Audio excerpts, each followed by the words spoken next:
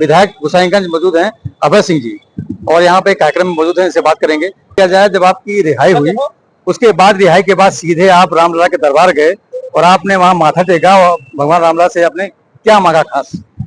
भगवान राम हम लोगों के आराध्य हैं, हमें गर्व है और ये हमारे लिए गौरव की बात है। मैं अयोध्या हमारी कर्म भूमि है, अयोध्या हमारी मातृभूमि है और भगवान श्री राम का आशीर्वाद लेकर के हम लोग कोई काम करते हैं।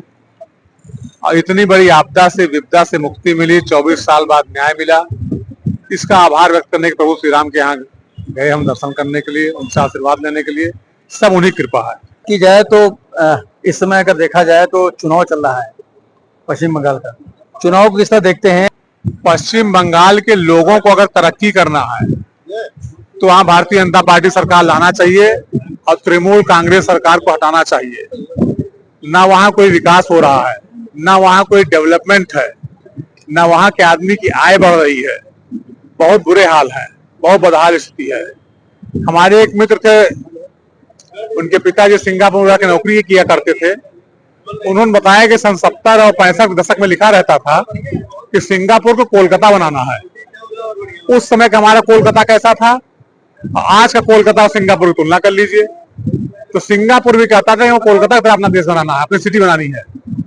और आज कोलकाता जिस बदहाल स्थिति में है, उसके पूरे जिम्मेदार ये वामपंथी सबसे नंबर 1 पे, और उसके बाद तृणमूल कांग्रेस सरकार है जो 15 साल से लगातार वहां सत्ता में चली थी। तो क्या महिला आरक्षण को लेकर जो प्रदर्शन चल रहा है, बिल्कुल सही चल रहा है।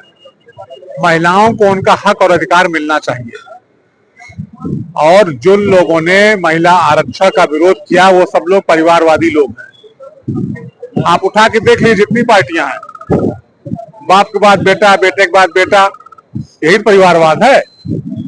वो जितने परिवारवादी लोग हैं, परिवारवादी संस्कृति उनकी जिंदा रहे, इसलिए उन्होंने ऐसा विरोध किया है। और आने वाले समय में हमारे देश की आधी आबादी, हमारी मातृशक्ति, हमारी माताएं, हमारी बहनें उनको चुनाव में सबक सिखाने का काम करेंगे। आने वाले चुनाव जो 27 का है, कैसा रहेगा? आपका रुख किस तरफ रहेगा?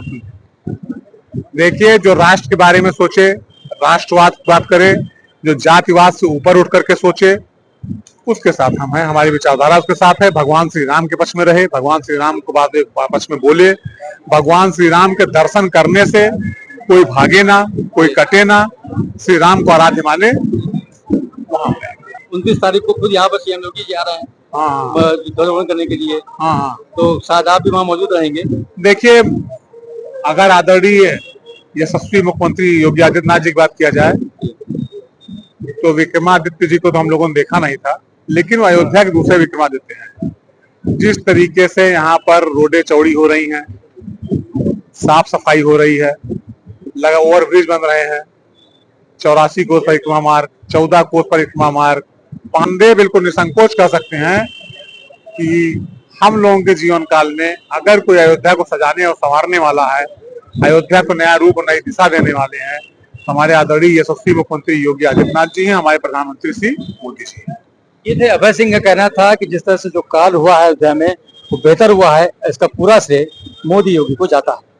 रुपेश श्रीवास्तव, भारत समाचार, अयोध्या।